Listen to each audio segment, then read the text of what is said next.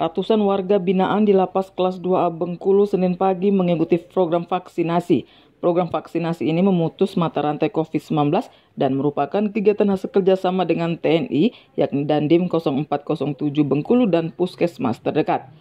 Kepala Kantor Wilayah Hukum dan HAM Provinsi Bengkulu, Imam Jauhari mengatakan bahwa untuk vaksin tahap pertama terdapat 310 vial vaksin yang didistribusikan ke Lapas Bengkulu dan TNI. Dan ia juga memastikan untuk tahap kedua nanti akan disiapkan vaksin sesuai dengan kebutuhan di lapas. Imam mengatakan diberikannya vaksin kepada warga binaan tersebut merupakan upaya Lapas Bengkulu dalam memenuhi hak warga binaan sebagai bagian dari warga negara Indonesia. Karena itu pula ia meminta agar warga binaan mengikuti vaksinasi dengan baik.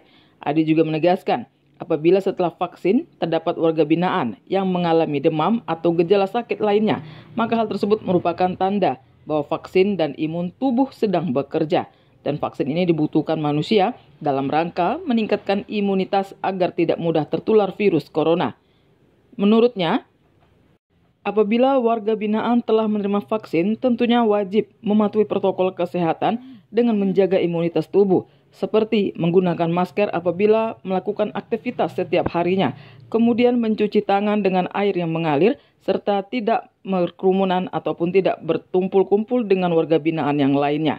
Sementara itu, Kepala Divisi Pemasyarakatan Kementerian Hukum dan HAM Provinsi Bengkulu Ika Yusanti mengatakan, Lapas Bentiring Bengkulu sendiri telah melaksanakan vaksin sebelumnya di akhir Juni sebanyak 110 orang dan hari ini 200 sehingga total terdapat 310 warga binaan. Di Kota Bengkulu adalah merupakan wilayah yang sudah dikategorikan zona tinggi.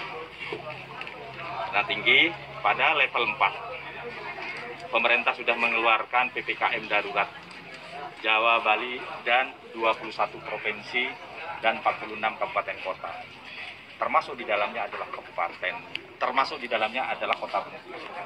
Oleh karenanya, saya bersama Kalapas melaksanakan koordinasi pendekatan dengan TNI Polri untuk dilaksanakan vaksin terhadap warga binaan dan pegawai. Ika menyampaikan secara umum capaian vaksinasi bagi warga binaan dan anak didik masih sangat rendah, yakni mencapai 20,7%. Dan kendala masih rendahnya vaksinasi bagi warga binaan tersebut adalah persyaratan administrasi berupa NIK.